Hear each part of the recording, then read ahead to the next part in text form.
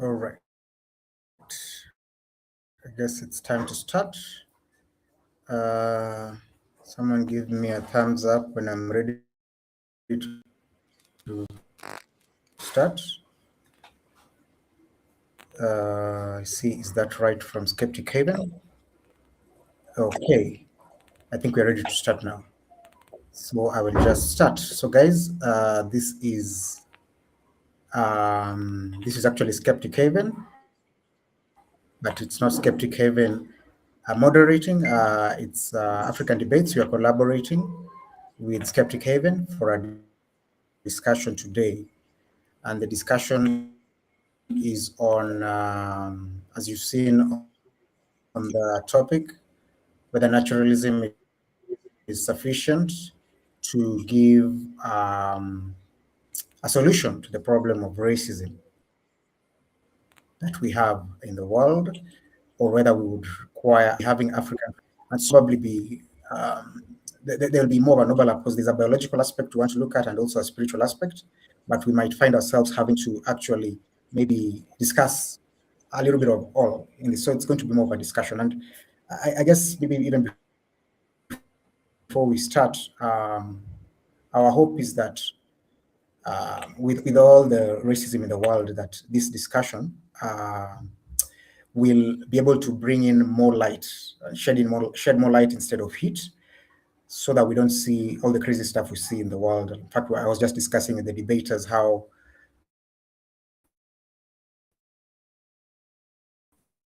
an individual who called another individual an ape. Here, there was someone in the US who got shot because someone did not believe in what they believed in. And so what I'm hoping is that such discussions will actually ensure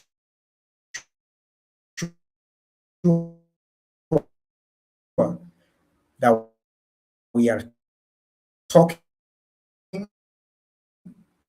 more than we are fighting. To start presenting the naturalism side is White Jesus out of Africa, who is from the Atheist Republic, South Africa. And I guess he will talk more about his channel and what he does. And also the one who will be representing Christian side will be Lwandiso Dlokweni from Bisrat for Africa, and he will also tell us more about his ministry and what he does. And so there'll be no one representing the African traditional religious side, but it is anticipated that Jesus out of Africa and Lwandiso will have something to say about African traditional religion in light of the topic of racism. And so without further ado, we will start with White Jesus out of Africa with his opening statement. And the opening statement will be 7 minutes. So the time he starts speaking, I will start the timer. Okay, great. Thank you so much, Skeptic Haven. Thank you, Charles. Thank you, Lwandiso, for having this debate. Yeah, like Charles said in the introduction, I'm here to represent the naturalist view. And look, usually in these debates, people expect the naturalist to be this cold, cynical, robot-like person, a calculator in a suit, while the believer or the spiritualists get to take the moral high ground, cloaked in the warm glow of sacred mysteries. But I'm here to flip that script. I'm here to tell you that equality isn't some fragile, ghostly secret that we just have to take on faith. It is not a gift from a silent sky. It is a stubborn, undeniable biological reality. Honestly, the spiritual position is the one that is truly fragile. If your sense of human value depends on specific interpretations of a specific book, what happens when somebody else reads that book differently? We've seen that happen. But gravity doesn't care if you believe in it or not, and neither does the biological monolith of the human species. Similarity is a biological reality. Race is a cultural construct. Now, before we go any further, I want to offer a prophecy, because I can prophesy. I don't need a burning bush for this, just a basic understanding of predictable rhetoric. In a few minutes, my opponent will stand up to you and tell you that without a creator, life is a meaningless accident. They will likely use the phrase intrinsic value at least 5 times, as if saying it often enough makes it a magical force field.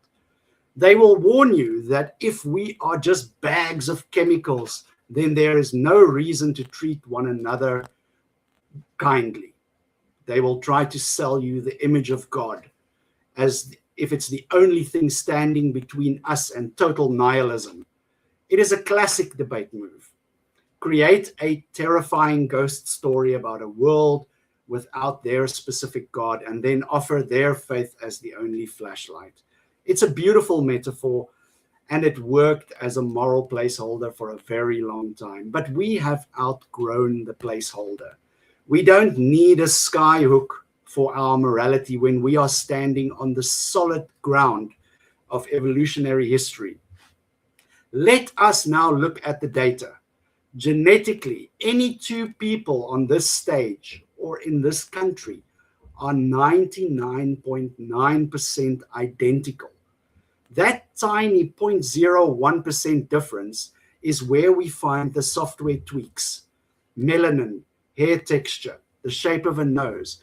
That is the shallow pool where racists are trying to swim.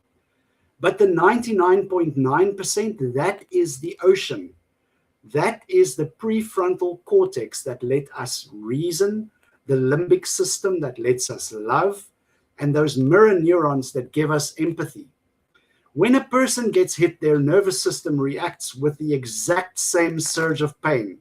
It doesn't matter what color their skin is. If a child is malnourished, their brain development takes a hit in the same measurable ways, whether they are in Cape Town or in Lusaka.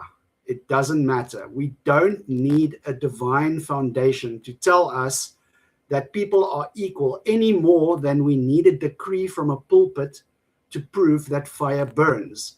We can literally see it in our anatomy. We measure it in our genomes. To be racist isn't just immoral, it is factually illiterate. It is a bad map of how the world actually works. We are debating this in South Africa. Both Lwandiso and myself are from South Africa. This isn't an academic exercise here. It is our history. For decades, apartheid wasn't just a political choice. It was sold as a spiritual truth. It was preached from the pulpit. People used the curse of Ham to justify holding others down. They taught us that God wanted nations separate as a divine law. This is the danger of the spiritual foundation. It is a foundation of shifting sand. It is at the mercy of whoever has the loudest microphone in the church or the most revelation in their pocket. If your truth is unfalsifiable, it can be twisted to justify just about anything. You can't argue with somebody who says, well, God told me we're different. But you can argue with somebody about biology. You can pull out a DNA sequencer. You can show that the blood in our veins and the neurons in our heads are identical. Naturalism is the check and balance we need against religious whims. It says, I don't care what your book says. The reality of the human body says that we are one. My opponent will likely say that nature is red in tooth and claw and cannot provide a moral baseline. They are wrong. We are a social species. Our sense of fairness isn't a whisper from a ghost on high. It is a survival strategy that has been hard-coded into our DNA over millions of years. Evolutionary reciprocity taught us that groups that protected every member survived and groups that fractured by cruelty collapsed. Cooperation isn't a divine miracle, it is a biological necessity. At the end of the day, a divine foundation for equality is a luxury that we can no longer afford. it is too easy to break. But the biological fact of equality, that is granite. I do not believe in invisible people. I don't need to believe in invisible ghosts and demons and whatever to protect the people that I see. I don't need a scroll from 3,000 years ago to tell me my neighbor deserves respect.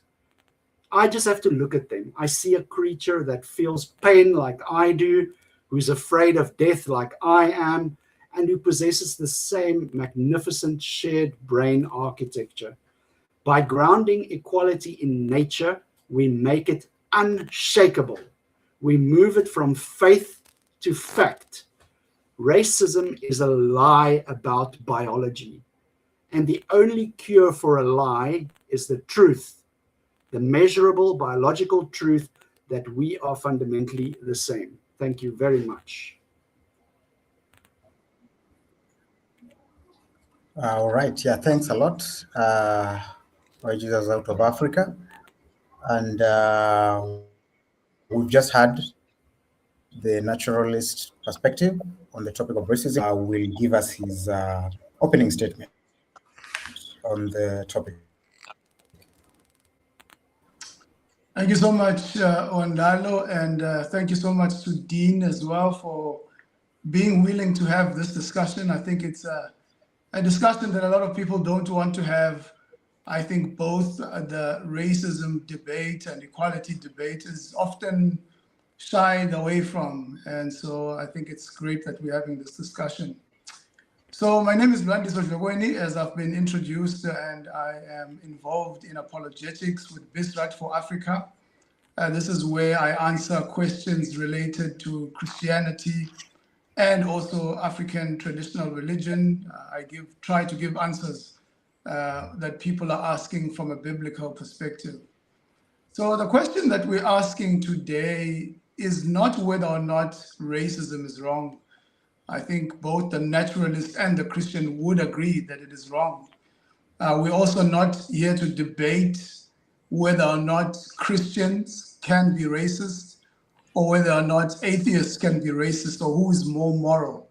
I think consistent from a biblical perspective, we agree that all people have sinned and fall short of the glory of God, whether you're black or you are white. And so the Bible already accounts for the fallenness of humanity. However, when we are looking at biology and we're looking at the natural worldview, biology can describe DNA, it can describe evolution, genetics, similarities, which have been already shared by Dean. But evolution cannot explain why certain behaviors might be right or may be wrong. It's quite a massive jump to say that we are similar, and then from there make the jump to say, therefore, we are equal. Because we can even say that humans are mammals, the same way that whales are mammals. But being part of the same, I guess, membership group, if you will, doesn't necessarily jump to making the claim that we're equal. I think that is more ideological and philosophical. But if morality is based on evolution, then it is adaptive. It could be an adaptive strategy. So if tribal maybe preferences and hierarchies or dominances were adaptive, for an example, people could maybe be a majority group in a particular country and see that we need to actually kill the minorities in order to survive or to adapt. It will still point towards the questions of saying, how can we then say we're equal? Evolution would not be able to label those things as evil. And so it's important that we understand that if morality and value is something that is also socially constructed, then racism can't necessarily be wrong, because what if a certain society decides to say, well, we're going to say these people, especially if you come back to the history of South Africa, for an example, it was something that was legal and people agreed upon it. And they said some people are greater and some people are inferior. And so to say that something is agreed upon is not going to ground morality. If human value is grounded in our capacity, our rationality, our autonomy and intelligence, then dignity also comes in degrees. We would even ask the question to say, what about people who have cognitive challenges, maybe people who have dementia, and so on? Do we see them as equal to us if it is grounded on our capacity to be rational? And so from even atheistic perspectives, there are some atheists who've been very honest about this discussion. For an example, Nietzsche famously declared that if God is dead, then objective moral values die with him. In other words, without God, there are no values to discover. It's only values that we create by human beings. And maybe someone is going to say, Nietzsche is not the representative of atheism. But I would say that at least Nietzsche was willing to think deep and hard about these questions. And so when we come from an African spirituality perspective, African spirituality believes there is a God, but very often is ethnically based. So if it's a God of a particular tribe, it's a God of the Xhosa, the God of the Zulu, or even the God of the Afrikaans or the English. But it never sees God in a sense that he's God who created all people. But human value is seen in the philosophy of Ubuntu. Ubuntu says, I am because we are. And for me, that is much better than atheism, but it doesn't necessarily give us a strong grounding for morality because it can be interpreted as a godless philosophy. Because if it's just simply, I am because you are, it doesn't necessarily include God in there. It is, I find my being from you. It's almost like a communal form of atheism. But from a Christian perspective, we believe that we are made in the image of God, according to Genesis chapter 1, verse 26 and 27. So the Creator endows value to each and every human being, creates us in his image. Whether you're black or white, if you are created in the image of God, you are given that value. And it's something that is not shifting because it's something that's given to us by the Creator. And even when the Creator creates, he says it is very good.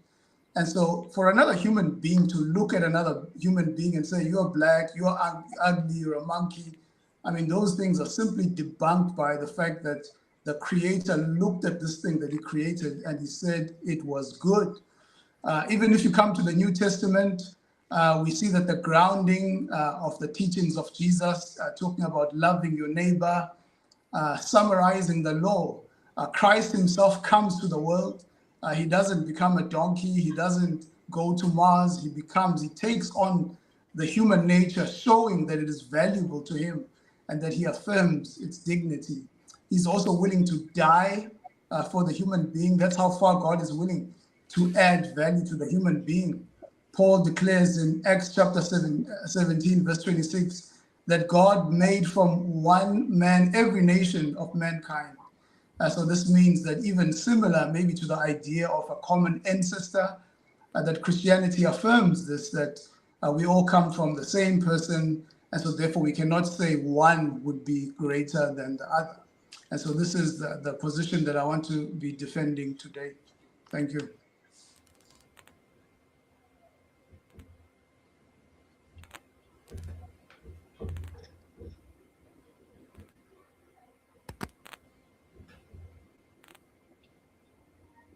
Pray for the connection, my friend. Right. Pray for the connection. Thanks a lot for. Sorry, that was my timer. And so right now we want to get into the cross-examination period, and so this will be, and we'll start with Lwandiso. Lwandiso. Yeah. Oh yeah. Oh, is the connection that bad actually? All right. Hopefully it will get better. Yes. We're talking about racism and whether Christianity, African traditional religion, a meaningful solution. And so we'll have 7 minutes where we start with Lwandiso asking questions of Africa. So whenever Lwandiso starts asking, we are hoping you'll get in as many questions and answers as possible in 7 minutes. All right. So whenever Lwandiso starts asking, I start the timer. All right, I hope you can hear me, Dean. You are loud and clear. I hear you. Okay, excellent. All right. So would you say that racism is something that is objectively wrong? In other words, it's wrong for all people in all places in society? I would, and as I stated in my opening, it is. I take that position because it is a fact of biology. Okay, you take it as a fact of biology, but what about biology makes every single human being to be equal? The fact that we are 99.9% exactly the same in our DNA and in our anatomy, that is objective. All right. So would you agree with me that there have been people who have looked at biology, who have looked at science and come out with completely different conclusions to the conclusions that you've made? Well, I would you take the same position? I would take exactly the same position that you would take with the Mormons or the Catholics.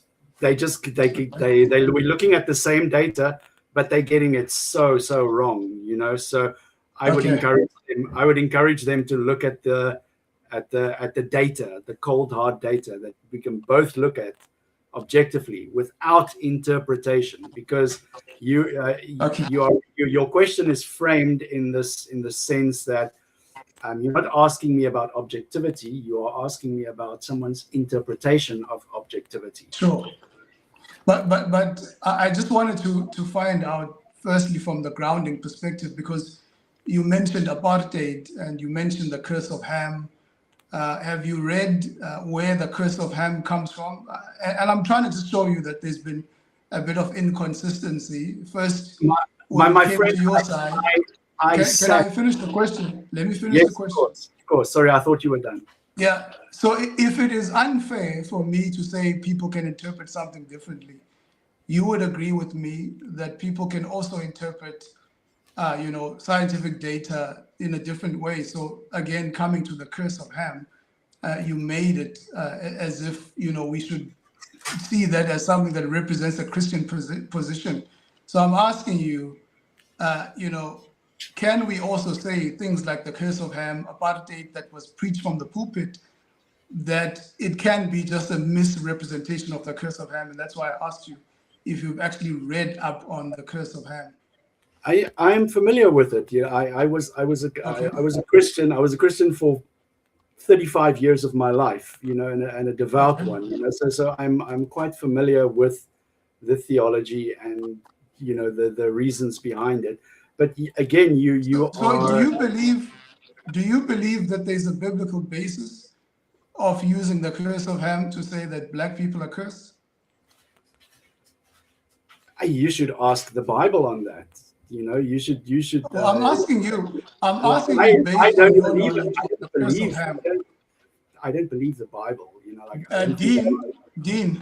Dean, based on your knowledge of the curse of Ham, would you say that it was justified for people during apartheid to use that as a biblical basis, based on what you know? Well, I mean, if someone believed that Christianity was true, then they could most definitely use the biblical text and support it, as the Dutch Reformed Church did for over 40 years. I'm not asking you about the Dutch Reformed Church. I'm asking you now about the actual biblical principle, because this will end our discussion. If you can just say this thing is actually supported from the Bible based on your knowledge. And the reason why I'm asking you this is because when I asked you also have to be fair. You have to be fair in a sense that you are asking somebody to have a discussion on the ins and outs of biblical texts. I don't care what the Bible says. But if you're going to critique the Bible. Yes, because there's something wrong with it. I'm very. Yeah, but you can't critique it based on ignorance. I need a degree. I need a degree in theology to be able to say the Bible is a load of horseshit. Dean, you said to me that you were a Christian for 30 years. Now I'm asking you, based on what you know, Dean, based on what you know about the curse of Ham, is this something that is valid that we could use in justifying apartheid based on the curse of Ham? I don't think I'm just so. trying to. I don't think Sorry? so, but I was told that. Okay, thank you. Thank you. No, it's fine. Then if you don't think so, let me move on. Let me move on to another question then. I was So told. then if you don't think so, then it's fine. I mean, why continue? A man in a suit and tie sat there every Sunday, and he told us that this is why there is a separation between the peoples. It's because of this biblical mandate, the curse of Ham. Yes, I agree with you. I agree that people have done that, and very interesting in apartheid. And I don't want to be making a monologue, but I was getting somewhere with this thing. Yeah. Why I was asking. Sorry, I'm derailing. Go ahead. Yeah. The reason why I was pointing that out is that I think you agree with me that there's actually no biblical basis for this. Very similarly to someone who would maybe come up. You should ask the Midianites if they. Well, we're not talking about the Midianites. I think you'll have an opportunity to ask about them, but let's not try and divert from what I'm saying. So you agreed with me that there's no biblical basis, but you used it in your opening statement. But anyway, coming back again, I will be sure to remind you of all the biblical. I have a list of. You can do that in your time. You can do that in your time. Don't have a list. My time. I have a list. You will have your time, Dean. I hope you came prepared. Dean, but is it not my time to ask? Go ahead. Yes. So then, if people can misuse the Bible, I think you will agree with me that they can also misuse biology, like social Darwinianism, where people actually came up with the theory that some races were able to evolve faster than some races. And so therefore, these races were much better evolved, and came to conclusions that Caucasians were much superior as a race than other people. So you would agree with me that if people can do that with Christianity, it can also be done, when it comes to biology, especially considering the fact that in your opening statement, you said it's not about something that is a shifting sand. It's okay, we'll concede the time. I mean, if you don't mind, I will be the first. I will be the first one to admit, yes, people are shit. People are shit. If you add religion into it, they become wet shit. All right. Actually, maybe because the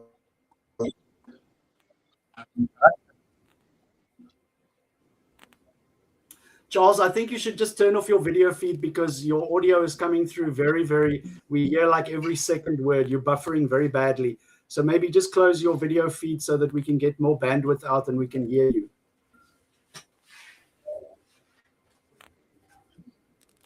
All right. Now we've just finished the first section of the cross-examination. Now we get to White Jesus Out of Africa asking questions to Lwandiso for 7 minutes. And then after that, we'll now get into the... Nice. Are you ready for me, Papa? Yes, come on, let's go. The audio? Yeah. No, I hear you. Let's continue with cross-examining Lwandiso. I hope I have. We'll start time. Okay, so I want to know about this spiritual truth of equality in Christianity. Why has it changed so much over the past 3,000 years? Or is it just that our understanding of biology and evolution and social cooperation has evolved? Like why has Christianity all of a sudden they are fine with, for example, the rights of women? Like that's a very new thing. Like why all of a sudden is Christianity okay and not okay with slavery? Like why is this spiritual truth spiritual truth is supposed to be like, why is it changing? Yeah, that's a very good question. And I think obviously this is a problem for Christians as much as it's also a problem in the naturalistic perspective, as I've shown you that even on your side, people have changed. And even before modern genetics, right? Some people came up with a theory that black people were closer to apes. And even today, black people, when they're playing soccer, they're being thrown with bananas, and that doesn't really go away. But modern genetics, as you have stated, has debunked that and shown that we're actually very similar to each other. So the way that people perceive something and what that thing is in its original essence, and I'm hoping this debate is going to be about principle and not about distortion. In other words, the Bible can say one thing and people can maybe understand the Bible to mean another thing. And that's why I think our debate should always stay within the biblical principles, the Christian worldview, but not how people have understood it. When it comes to women, I mean, from Genesis chapter 1, like I've already said, you know, the principle is in the text, right? He made them male and female. The two become one. How can two become one unless they are equal? Right, so we can always come back to the text. Short answers, please, Lwandiso. Sorry, it's quite broad. I know, but I've It's got quite big. 500 It's quite a questions. big I see you like to preach. You like to preach. No. It's a big topic. It's a big topic. I know. I just right. So yeah, trust me, you are gonna hate atheist Bible study. Trust me, you don't want to do that. Avoid it. Avoid it because it's going to hurt. Trust me. Next question, right? This image of God thing, is it actually found in our DNA, or is it just some invisible quality that we need to take on faith, that we are made in the image of God? You know, because I'm not invisible. Yeah, I like that. So the image of God is quite powerful because when we're talking about God himself, he's got things that he has communicated to us, and there are things that he hasn't communicated to us. And I don't mean to preach, but you know, the Bible is complex. And so God has communicated some attributes with us that belong to him. Number one, God is spiritual. We're also spiritual beings. God is love. And so we are also have the capacity to love. We have the capacity to be social, right? So God is a Trinity, and so that's where we get our social capacity.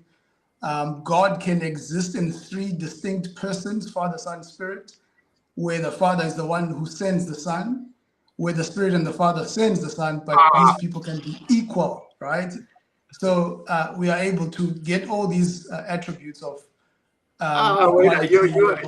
you ran out the clock. I didn't even get two questions. I didn't mean to. I'm going to try my best not to.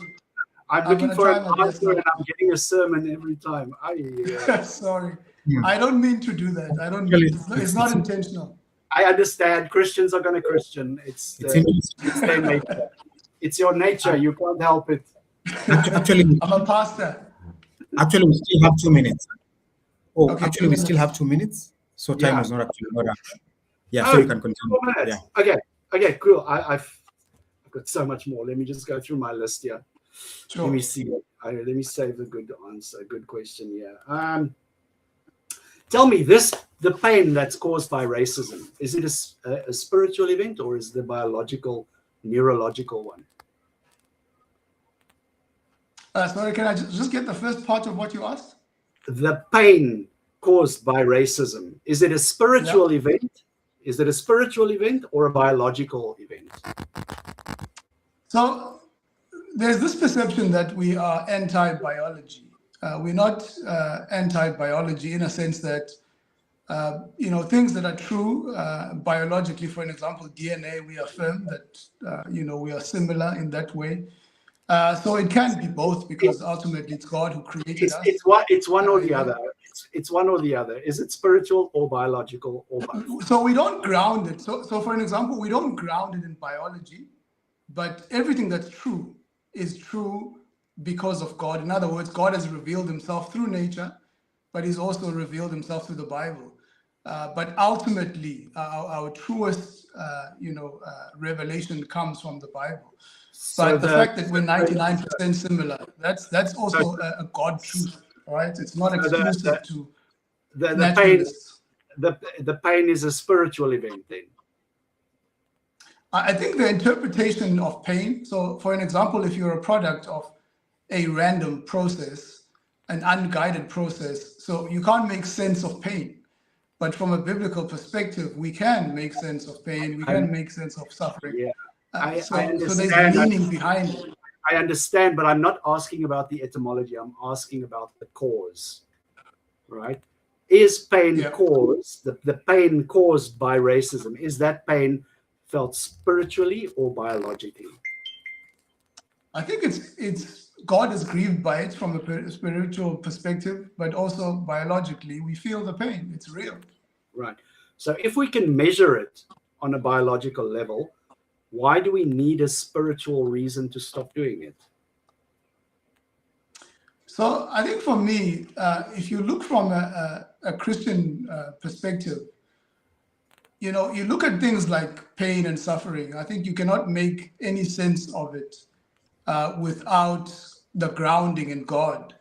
What is pain? Is it just something that we feel, or is it something that can be compared to something? And so we believe that pain or suffering is the opposite, of the goodness of God. And so you cannot actually know what pain is if you don't compare it to something. And so we need God to make sense of it. I mean, how do we know it's pain? Yeah, you should ask the Catholics. There's definitely some people who believe that suffering is a gift from God. All right, now we've just finished. I don't want to make it a debate about suffering, but I hear what you're saying.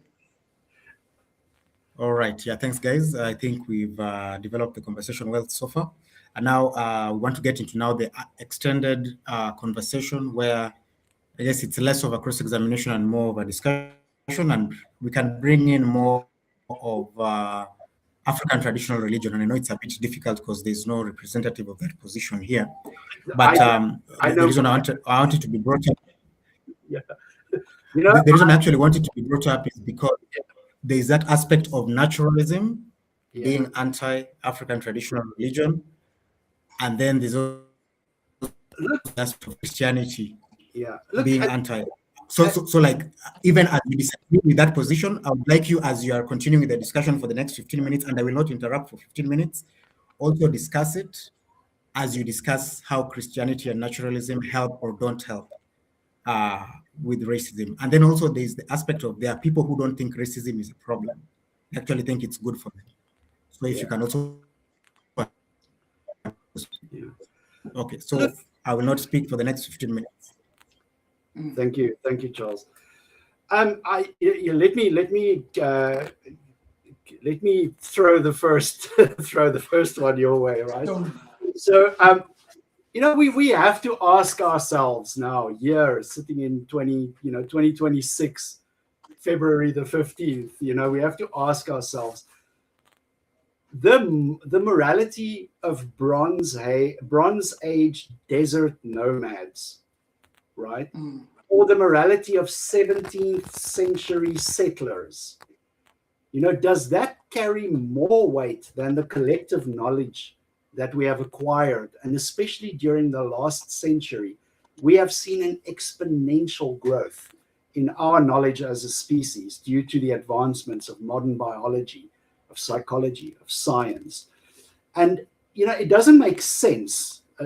We've learned more about the human brain and social behavior in the last 50 years than any of those authors of the Bible, the Quran, the Bhagavad Gita, all of these books of mysticism could have dreamed in a lifetime. So why are we still clinging to these ancient texts as the final word on equality, when within those texts there are clear, black and white examples of inequality, misogyny, slavery, exploitation of women, the whole thing. And, we're trying to take that morality as we are navigating a modern city with a map that's coming from a satellite in the sky, and we're trying to, it doesn't make sense to me. And that's one of the big problems. I'm sorry, I'm going to stop in a second.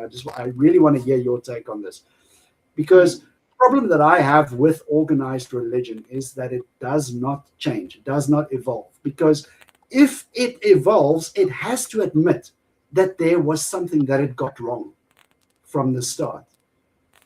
What is your take on this? Do you think that religion should change to catch up to the times? I don't even know what you mean by that, but I mean, everything that I've directed towards you in terms of where we ground human value has always come from the Bible, right? And so I'm not quite sure what you mean in terms of catching up. And I think, again, I'm coming back to the idea that we have. I have to then clarify what I mean if you're not getting it. So let's take a real example. Will you be my slave? No, I won't be a slave. I'll treat you just like the Bible says. No, I won't be a slave, because the Bible says we're both made in the image of God. And that before God, there's neither slave nor free, right? Because if you want to read the Bible selectively, I think it's very interesting that the people who try to justify. Let me finish. You asked the question. You asked the question. Let me finish. So the people who try to justify slavery, right, using the Bible, it's very interesting that they only took a selective reading of the Bible that took out 70% of the Bible. And it's very interesting also that people who were slave evolutionists, people like William Wilberforce, even Frederick Douglass, a black person in America, said he hates the slave beating version of Christianity, of the slave owner. It's against the Christianity of Christ, right? And so, like I said to you earlier, I think we're going around in circles. Anybody can go to biological information and come out with a wrong conclusion based on their starting point. If you're racist and you read biology, you're going to come out with racist conclusion. You come to the Bible and read it selectively, you're going to come out with those conclusions. But what I want to hear from you, is the points that I put forward at the beginning in my opening statement, that are those not sufficient to ground our human equality? I guess that's where the debate should be.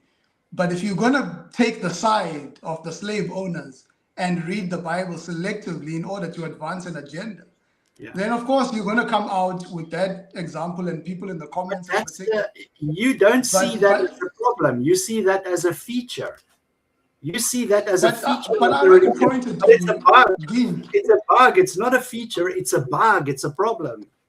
Dean, I already showed you that there's a problem on your side as well. Right? People can interpret things. I'm not claiming interpret things differently. I am not claiming that I'm not claiming that my evolving worldview that is open and subject to change is the word of the unalterable word of the creator of the universe.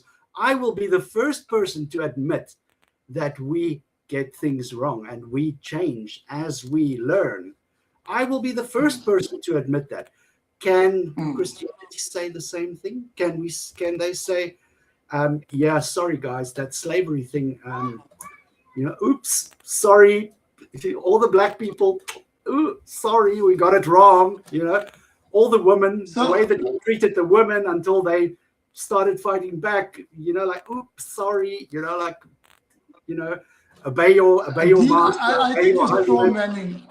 I think you're straw-manning. I am obviously creating a caricature of your belief. I'm not. Yeah, no, I definitely think that that's the case. I mean, nations historically that have been Christians have played a significant part in the development of science and all these things, even the evolution of slavery. You know what I mean? So some people got it wrong, but why don't you mention the ANC, right? The founders of the ANC who began to critique apartheid were doing it purely from a Christian perspective. And the majority slave evolution movement in America was purely a Christian movement. Pan-Africanism was purely a Christian movement. Communists. So even history, right? If you want to take history selectively, you'll have the conclusions you want. If you want to take the Bible selectively, you will arrive at all the conclusions that you want to come to. But exactly. So what is the solution? So if we can take either worldview and end up with a wrong conclusion, what is your solution? I mean, it's like you asking me if somebody took a hammer and beat somebody up with a hammer, and then another person took a hammer and built a house. Do we blame the hammer or do we blame the person who used the hammer? I'm saying come back to the principles. Come back to the essence, what I put forward to you. Misrepresentation, you agreed with me. Humans are terrible people. You know, it's now we have the gospel according to Lwandiso Dlokweni, you know.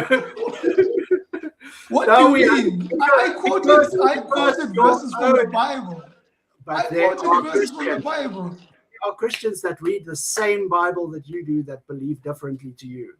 How do no, you know it's because you've never engaged the Christian who's thinking about these topics, right? So no true Scotsman. The average Christian doesn't even know some of the verses you're talking about, and this is precisely because they don't draw their theology from there, right? These are fringe verses, even in the Bible that you're referring to, and most of them, Dean, most of them were particularly for the state of Israel. They're mostly related to Israel, right? And we had this discussion initially about why don't Christians just take every verse in the Old Testament? You know, God said to Noah, build a boat.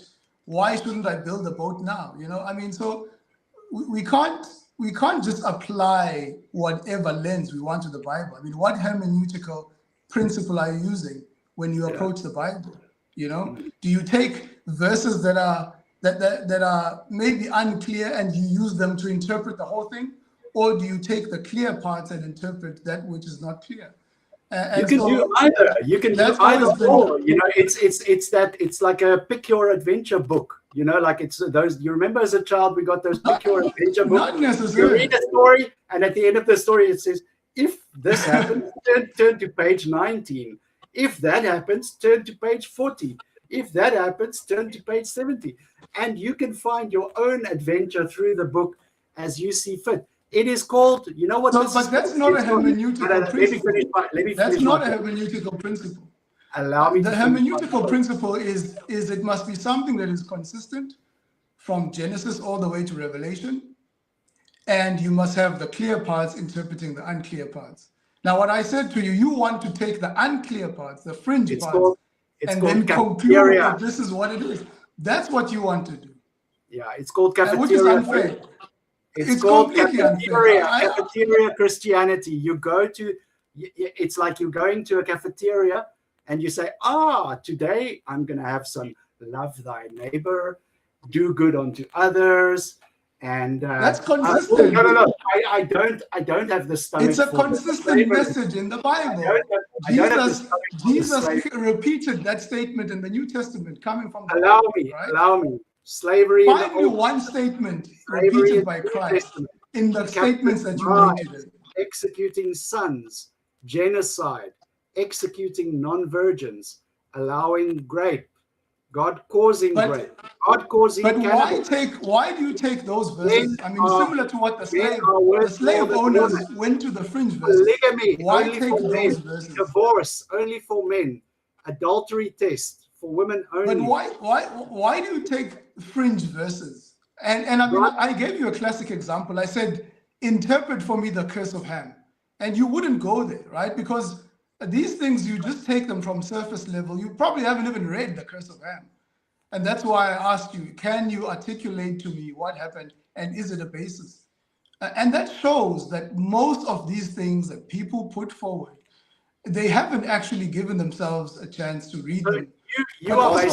So you are basically saying, like, Dean, because you don't want to eat the whole pie full of shit, you don't know what the pie is like. You must eat the whole pie. You must eat the whole pie of shit before you can understand that shit is bad. I didn't say that, but remember, we're talking about a worldview. We're not talking about isolated verses. I need to bring you back to the question of the debate. I've got the whole worldview here broken up in an Excel spreadsheet. But what we're debating is not isolated verses in the Bible. We're saying the whole thing to put together. Failed Can prophecy, it critique? not one prophecy fulfilled, and you want to tell me this is the basis to solve? But are we having a debate about prophecy? Do you not want to debate? We're having a debate about the foundation. Is that what you want to debate? The foundation is built on lies. I understand that you're excited and you want to debate every topic. I would debate you on all these topics that you're bringing up. But what we're debating here is, can Christianity or the Christian worldview critique racism, and can atheism or naturalism or just simply biology? And that's, you need to come back there. And I know you want to have all these other, because I think it's more meaningful for people who are listening to us. I've laid out, I've already laid out. To focus more the discussion on that. I've told you the principles, I've told you, I've listed our shared humanity. There's a worldview called secular humanism. Completely void of religion. But that's a jump, you know? But that's a jump, because if you, can I interject there, Dean? I was going to say a sentence, but you do talk a lot. Sorry, okay, let me let you finish. Sorry, I'm also getting excited. It's fine, finish. Yeah. No, I mean, what is naturalism, in terms of a worldview, only says that there is only the natural. There's only the natural. That is all that we have the warrant to believe and to affirm, right? That is naturalism in a nutshell. There's no supernatural dimension. There is, there's no supernatural dimension within naturalism. So what I am saying is, there are worldviews that are compatible with naturalism, that we adopt. You know, because you can't build a worldview around a topic of naturalism. You can't build a worldview around the topic of atheism. You know, because atheism is simply the negation of the God belief. You know, it's not a worldview. It's just saying not that. You know, so most atheists that I know, most humanists, adopt a worldview called secular humanism, where we believe in the value, the intrinsic value of human beings, just for the sake of them having value. We don't attribute any unnecessary baggage or spiritual dimension to this. You know, we understand that the natural world is all that there is. It's all that we have evidence of. We don't have evidence of any supernatural dimension. All we have is a glorified book club.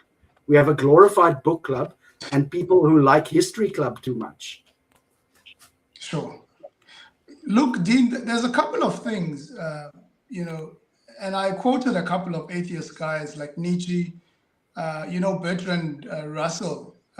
He was definitely a naturalist, if I could use that word. But he still acknowledged, you know, that what the world needed was compassion. And he even said that they need Christian love. So he didn't affirm faith, but he at least recognized that without the spiritual grounding of Christianity, really there's no need for us to look upon any human being and, you know, and sort of attribute any kind of value to them.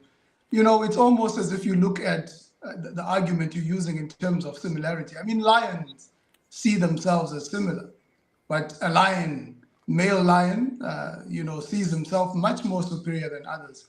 You know, from a naturalistic perspective, is that lion sinning? I guess you don't believe in sin, but, you know, how would you say that that's wrong, you know? And is there a difference between a human and a lion? Of course, there's a difference between a human and a lion, and you must go to the. But they both products of the same random process. Yeah, but you must go and see the. Have you seen the homosexual lions in Kenya? You want to talk about the nature of animals? You know, like there's some nature on display for you there. You know, like all natural. Well, I don't draw my theology, you know, in terms of. I don't draw my theology, but you get it from there. You get it from there, right? So is it wrong for another lion to kill other species or animals? Would that be wrong, even though they're all animals? Would that be wrong? Let's get back to Charles. He's dying. We can't hear you, Charles. Please save him. I will love to have this topic I would love to have this discussion with you. We can have a good discussion about this. We can have a good discussion about this. No, it's good. It's good, bro. Charles, you don't have audio. You're mute. You're muted. You need to unmute yourself.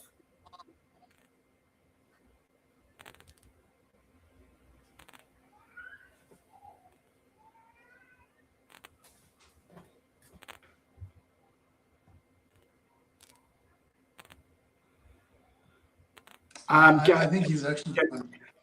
Yeah, can one of the producers try to unmute him or just prompt him to unmute? I don't think he's hearing us. Let's see what Charles had in store for us next while he is. So after the 15 minutes of uninterrupted discussions, we are going to go to Q&A. So that would be from Charles. Let me just see.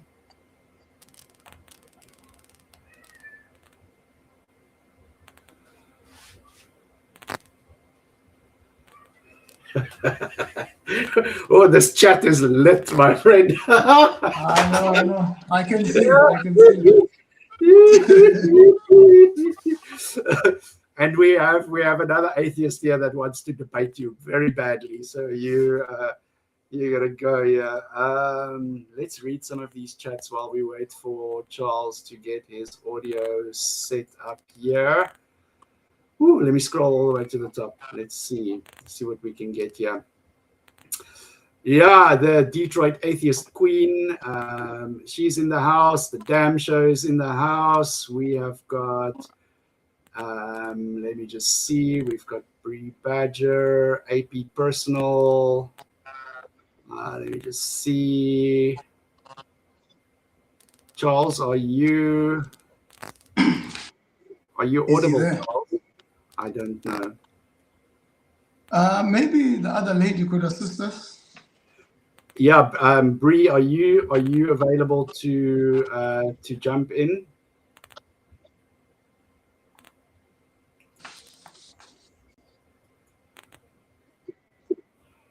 Amazing. So we are at yeah, we are at stage. We've just concluded stage 3. We're on to stage 4. So it's audience Q&A. I don't know if you want to just run through the. I've got questions. a couple here.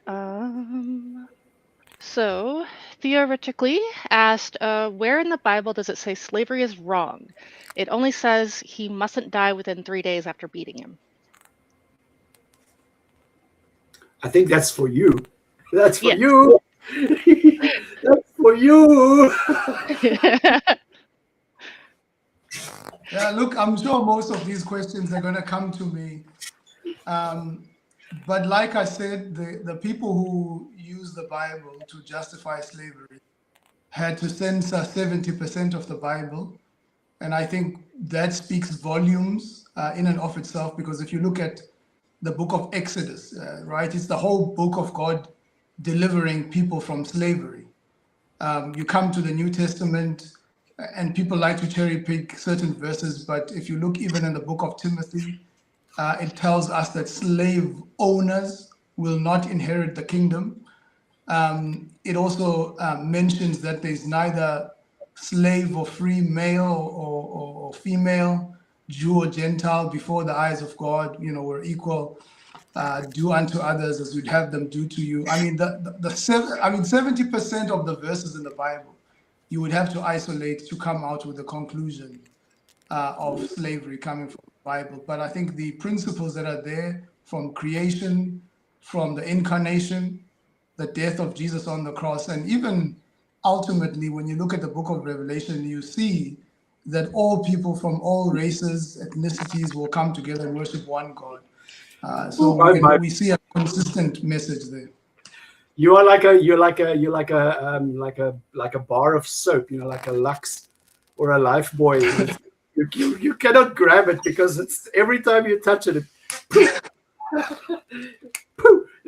You take it to ground and it just jumps. You are there. Your tongue is like soap, my friend. Your tongue is like soap. It wasn't actually an answer to the question, but Well, the question I was, think where in the you're supposed to- Bible I think does it you're say supposed to slavery is moderate. wrong? I think you're supposed So- to moderate. I don't think you should be giving commentary. No, I don't. What I'm saying is, the Well, as a question is, point where of in the Bible does it moderation, say as a- slavery is wrong? So As a point of Well, it's moderation, two atheists versus the Christian. That's what's happening here. yeah, but you want to, Jesus told you you're going to be a victim and you're going to be persecuted. So that's just another prophecy that's fulfilled. I was just going to move on, but I didn't have an actual No, answer. to the but question, Bree has a so- point. Bree has a point on a point of moderation. You did not answer the question. Yeah. No, I don't think she should be making commentary, but I think you can respond. I think you're allowed to make a comment after me, but Yep. I'm not sure she's supposed to say She's a anything. moderator. It's a Yeah, point but of she can't make moderation. she can't make a comment Let's move because on. obviously she's got her own biases, obviously. Yeah, I knew that. So let's move on. Let's move on. We're not going to. I'd like Alright. to debate her as well, though. If she wants. It's not a hill that anybody wants to die on. So let's just. All move right. on. I did want to, well, this was actually a comment from me, actually a question, because I wasn't planning on jumping in as moderator. But I wanted to know if you could please define grounding and why it's necessary. Well, I think something that's grounded must be based on something that doesn't change. And when we're saying morality or human value is grounded, it's grounded initially, I would say, in the nature and character of God. So, I mean, if you were to understand Christian theology, we say God is in his character, his essence, and then God acts out of that. So he commands us to love our neighbors based on his character. He commands us to do to others as we would have them do to us. So that's grounded in his nature. And so he commands his will towards us and creates us in his image based on who he is. So that's the grounding. That's one thing that doesn't shift. It's not a random evolutionary process that maybe at some point might decide that killing another race or undermining another race for the sake of survival of the fittest, which is what we see in the animal kingdom. That's never going to happen because it's grounded on something that does not change. So that's what we mean by grounding. I mean, I have to humble myself here in your superior knowledge of Scripture and ask you to please tell me why God would command the genocide of entire races of people. Okay, so number one, and if you allow me just to make 2 points. You talk a lot. I'm used to it.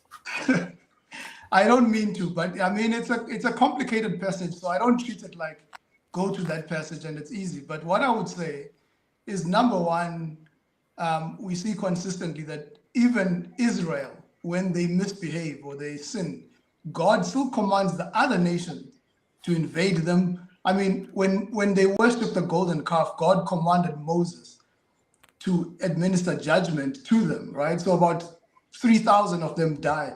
So again, this is not something that is maybe where God favors one race over another. And that's why if you look at the book of Genesis 15, you'll see that God talks about the sin of those people. And one of the things that they were doing was children sacrifice. And God said he was going to judge them already, Genesis chapter 15. And so when God does that, he does that to demonstrate his justice, that sin doesn't go unpunished, right? Like the sin of racism will not go unpunished with the God of the Bible. It sounds a lot like... So in a nutshell, well, let me finish. Finish already. I also want... Let me finish. Number two, because God is the giver of life, right? And he's the source of all life. Job recognizes that he gives and he takes away. And so God, through his sovereignty, the same way that in South Africa, you might have the government that says murdering people is wrong. But if a police sees that lives are in danger, he would shoot to kill a criminal to save other lives. So for something greater, God is able to do some of these things. So that would be my answer to that question. Might makes right. Say again? So I Might get to another makes question. right. Well, So I mean, that- is it wrong that's- for that's is it essentially- wrong essentially for what the you- government? Get to another question. Is it wrong for the government to I think I'm audible shoot now, right? somebody? Yeah, Is it we wrong do. for the government to shoot somebody to save lives? Would you say that? No, was I no, audible? not in the defense of not in the defense of somebody's somebody's freedom or whatever, but I would just But it is for judgment. It's not for fun, though. I hear you, but you essentially articulated what we God made everybody. I made you, I can destroy you. Like that is not necessarily. Not necessarily. It just means that God has sovereign control over life on earth. So nobody says, God, you're so terrible for exactly. giving me. Nobody says, God, you're terrible for giving me life. But as soon as God takes life away, He can't do that. Exactly. So is that the same as saying might makes right? Not necessarily. I don't think that that's what it means. But if there is a God, right, you would agree with me that He would have the authority to do that. That's a very, very big if.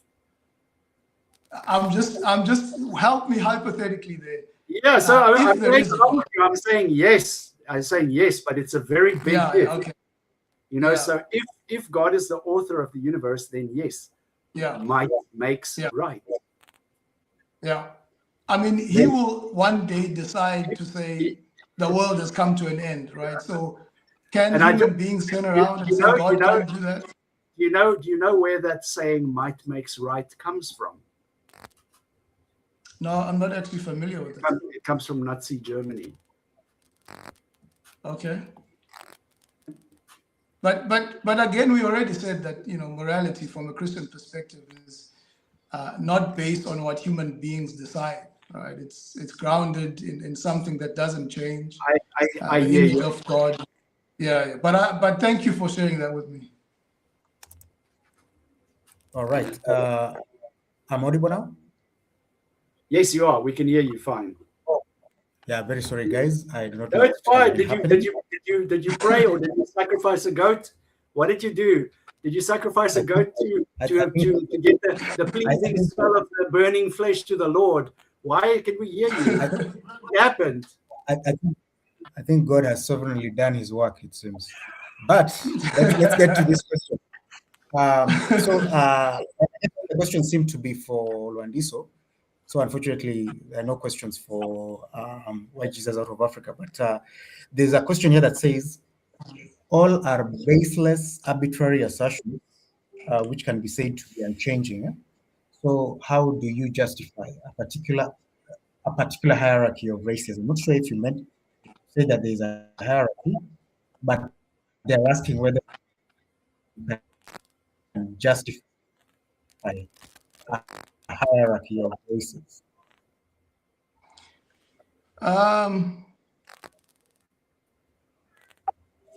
So the issue of hierarchy of races, I don't quite think is a Christian problem. Since the people who developed hierarchy of races, most of them have been atheists and who have concluded, one way or the other, that based on civilization, that some races are much more civilized than others. Some came to the conclusion that Black people are closer to monkeys, and so therefore there's that hierarchy. It's not necessarily a Christian problem. But when he says arbitrary assertions, I grounded my basis for human value in God. It's not arbitrary. It's not somewhere in the sky. It's not a random process or an accident. It's grounded in the character of God. God is, and then He acts, He commands us, He makes us, He creates us in His image. So ultimately, human value without God, is nothing but a human invention. It's a feeling. One race could look at another race and think, in order for us to survive, like in South Africa, we are a minority group and then we need to oppress the other groups, right? It all comes down subjectively to what one race thinks. But from a Christian perspective, it's not arbitrary. It's not arbitrary from a Christian perspective. It's grounded in an eternal reality that does not change. Yeah, yeah. Right. Thanks. I'm sorry.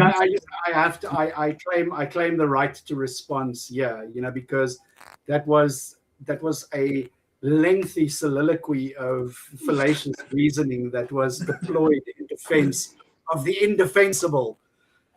Racism was preached from the pulpit in this country. So you cannot with one side of your mouth say, oh, Jesus is the answer to racism, and then on the other side of your mouth you can condemn Christianity, because it was preached from the pulpit. You have to be intellectually honest and address and say, this was a faulty or a flawed version of Christianity for these reasons. You can't just have the cake. You want to have the cake and eat everything of it. It doesn't work like that. I think personally, anything that a Christian says. Wait, let me finish my sentence and then I'll give you all the time that you need to speak. I also like to speak. Can you not tell? I also like to voice my opinions. Why are you guys cutting me short as soon as I get going? I also want to speak here. So what I'm saying is, like, you're gonna make me forget what I wanted to say now. What was I saying? Oh yeah. Okay, no, I'll tell you what you were saying. You can't anything that a Christian says in 2026 has to be preceded by mandate by a lengthy list of apologies for all the shit that they fucked up in this world up to now, before they can make any claim to morality. I say it, I'll say it now, I'll say it with my dying. Let's get to the next question, which is the last one, and then we get to actually final closing statements. And the last question is, and let's make this quick so that we can just get straight to the final comments. So the comment was, I'll be quick, Charles. I don't know if it. He's the one that you need to tell to be quick. All right. So if might makes right and morality is based on the system that is subjective on God's desires, does that mean there is no foundation? So I think that is for you, Lwandiso, but just make it a quick comment, like a 30-second comment, and then why Jesus out of Africa can make it a. Okay. Yeah, I think what the question is trying to ask is, I get it. Yeah, if the morality is based on God's desires, it's subjective because it's subject. No, God's desires not necessarily. change, but God's desires change. Not necessarily. Not necessarily. And obviously, God is more complicated than human beings. And that's why I said that God has attributes that he communicates with us. But then he also has attributes that he doesn't communicate with us. For an example, his sovereignty, right? The fact that he is omnipresent, right? He doesn't communicate that to us. And that's why when we made in his image, we have the capacity to reflect God's communicable attributes. Let me finish. So God has given us, let me finish. God has given us the ability to love, reflect his love, to be good, reflect his goodness, right? To be social and to do all these things. But just like in any government, and I made this example, and I don't know why people keep bringing this up. I made an example of a government. If a government says the speed limit in South Africa and a highway is 120, can a traffic police go more than 120 to catch a criminal?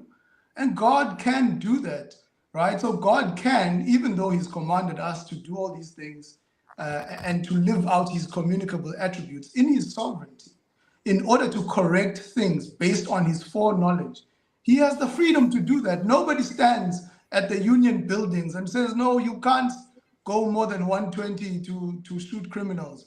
You can't shoot criminals to kill them because you said, we shall not shoot people or kill each other. And so it's not necessarily, that might makes right, but we need to understand God from what Christianity is saying, not from Nazi Germany, but understand it as it is put forward in the Bible.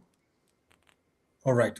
If Why Jesus Out of Africa, if you can make a literal 15-second response, and then we get into final statements because time is.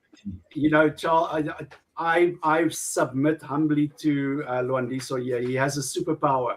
His superpower is with all the apologetics. He melts my brain. After a while, I don't hear people. I don't hear what he's saying anymore. It's just like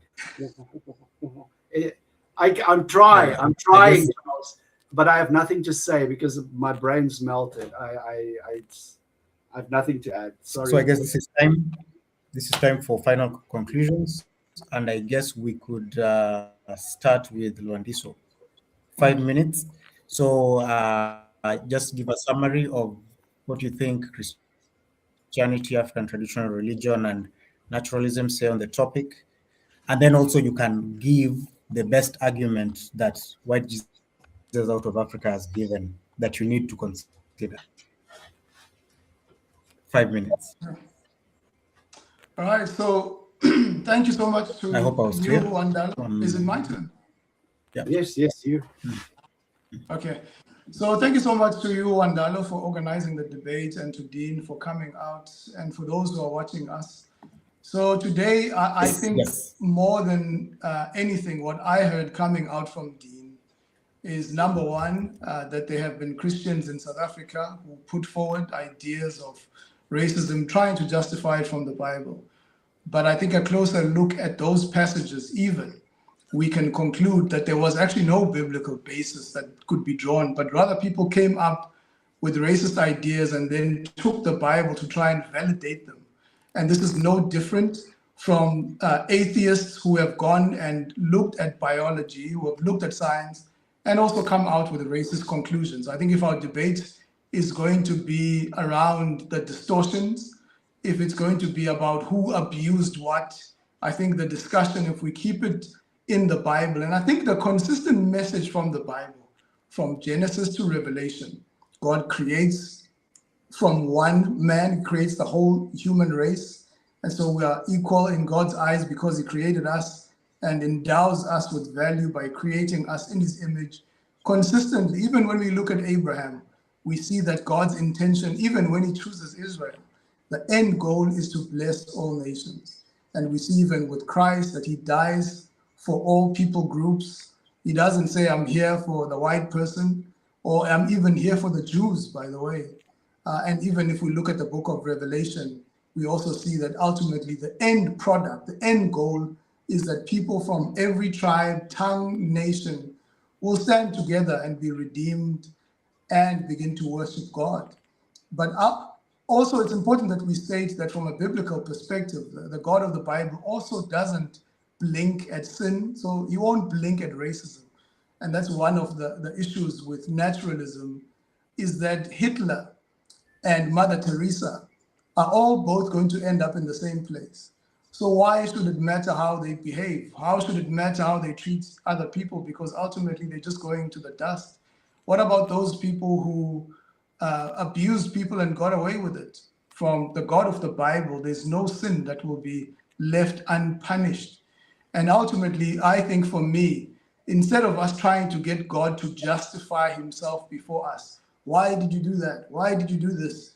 I think it's important that we understand that we need to be justified before God. What is our standing? How do we treat our neighbors, right? Because ultimately, we'd love to say racism's over there. But the Bible says we've all fall short. And I think Christianity also says the problem is not somewhere in the sky. It's not Hitler, right?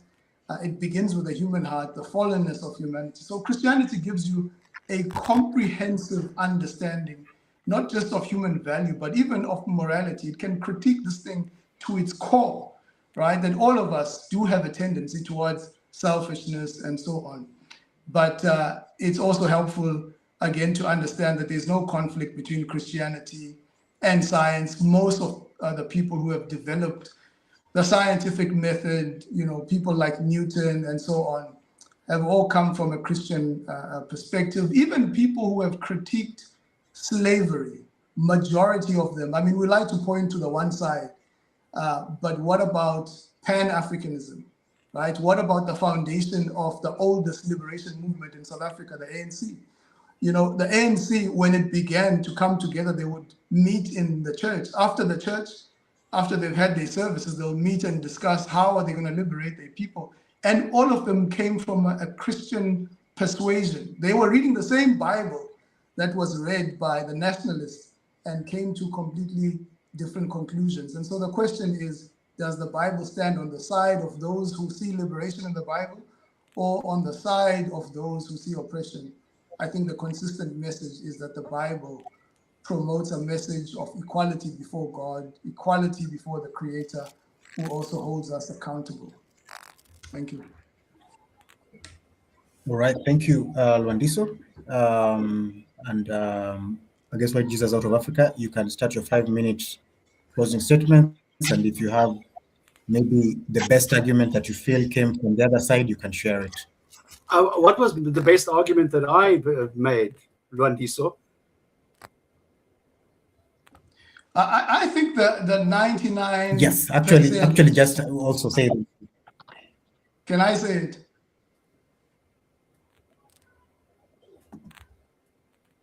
Hello? Yeah, go for it. Yes. Yeah, I think 99% DNA. Just a quick comment on it, and then. Yeah, 99% DNA shows us that we are similar. And I think that's a good starting point in discussing these things. Yeah. But how we arrived there, obviously, is another thing that I don't want to mention now. But I want to say that that was a very good place that you put that forward. And I think all people can benefit from knowing that the differences between us are just 1%. Less than 1%. It's 1/10. Less than 1%. That's a good one. No, it's a good Right. way to put it. So, let me jump into that, right? And I have to, before I start this, I have to say I have absolutely nothing against Lwandiso. I think he's a great guy. I think if we sit down together, we'll have a nice conversation, drink some tea and eat some biscuits and be very friendly towards one another. But my opponent, this whole debate, has been painting this gorgeous picture of this stained glass, intrinsic value and divine sparks. And it's a nice image, honestly. It's a nice image. But when the wind of history starts blowing here and there, and especially here in South Africa, we know exactly how hard those winds can hit those stained glass windows, and they just shatter. They are asking us to trust some creator for our equality. But I've got to ask, which version? The one they used to crown kings, or the one that's used to justify chaining up the ancestors? That is the thing about a spiritual foundation. It is basically just a mirror. It reflects whatever prejudices the person holding the mirror already has. So people love to say that without God, we are just bags of chemicals, as if being one of the most complex organisms on this planet isn't enough. They're trying to sell you a sky hook to hold up your morals, but just look at your feet for a second. You are standing on nearly 4 billion years of evolutionary success. We don't need an ancient text to tell us to love our children. We are literally the descendants of the people who love their children so fiercely that they survived ice ages and the savannah. We don't need an ancient text to teach us about the value of mutual respect and cooperation with those who are different from us. Our empathy isn't some gift. It is our best survival trait. It is hardwired into our brains by evolution. Suggesting that we'd all turn into monsters without a Sunday sermon isn't just cynical, it's a lie It's a lie about who we are. Honestly, in this country, we have seen divine truth used as weaponry far too often. We've seen pulpits used to separate the chosen from the cursed. But you know, what has never lied to us? The blood in our veins, the DNA that is running in our veins, the actual pain in our nervous systems. When somebody has beaten under the old regime, their biology didn't care about religion. The adrenaline that surged through them surged the same through everybody. The cortisol that floods your brain was the same for everybody. The software of human suffering is universal. If we base our equality on biology, it is a fact. No politician or priest can twist or take that away from you. My opponent offers a foundation of faith, which, let's be real, it's a noble pursuit, but ultimately it is just another way of saying, I hope this is true. I don't have evidence, but humanism offers you granite. It's there. You can test it. You can work with it. Doesn't depend on anybody's interpretation. I don't need to believe in the invisible to protect the people that I can actually see. I don't need to read a scroll that's 3,000 years old to tell me that the person next to me is my brother. I just have to look at them. I can see a person who feels, who dreams, and who shares 99.9% of my DNA code.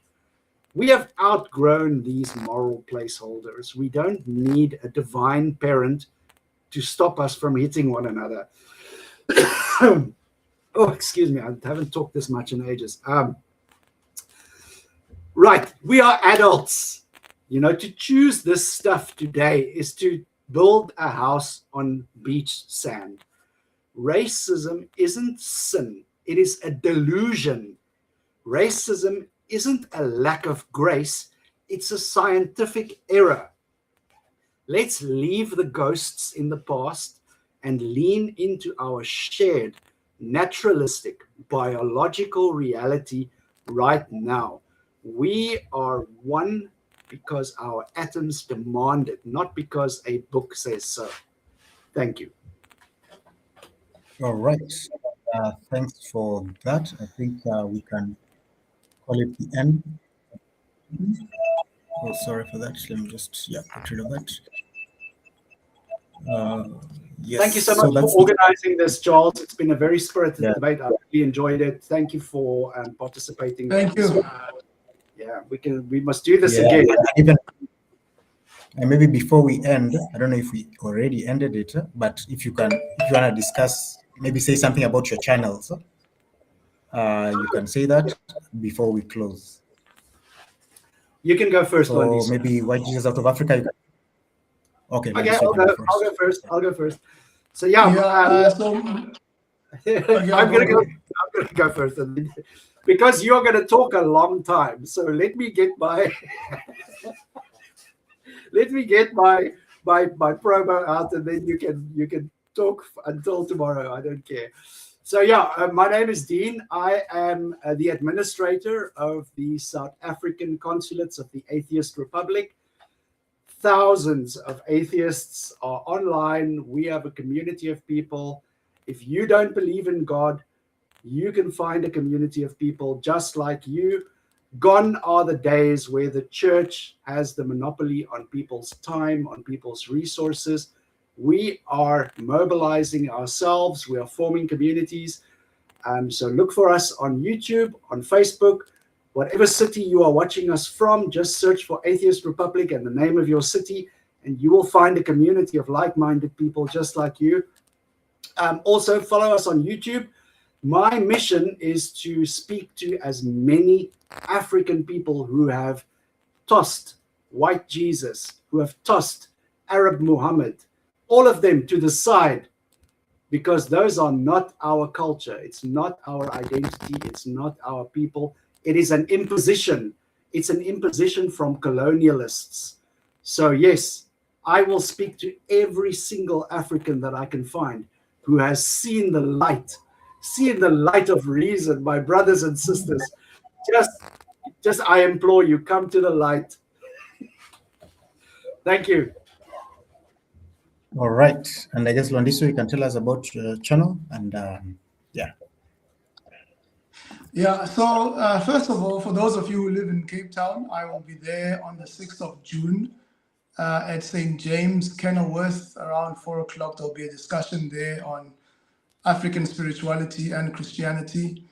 And then if you want to check me out on socials, you can find me on Bisrat for Africa. And that's a YouTube channel where I post weekly videos related to Christianity. And it's the digit 4, Bisrat with a digit 4. It's not FOR. Yeah. So Bisrat for Africa. And you can also find my second channel, Bisrat Apologetics. That's where you can find all of them. Thank you so much for watching our discussion. And thank you to Dean and Wandalo as well for their participation. All right. And also, I'm Charles from African Debates. You can also check me out on socials. There are also other debates down there. And also I'm part of an organization called Apologetics Kenya. You can also look up Apologetics Kenya. There's a lot of work doing. I'm from Kenya. I'm the one who's not from South Africa here. And yeah, let's continue talking about this. These are important issues. And hopefully we won't be seeing people being assassinated for disagreeing, but they can come here, discuss, disagree, and still continue with their lives. Hopefully persuade one another. If they don't, they can continue loving one another. And yeah, so thanks, Skeptic Haven, for this opportunity. And I think that's it from us. I think we are out.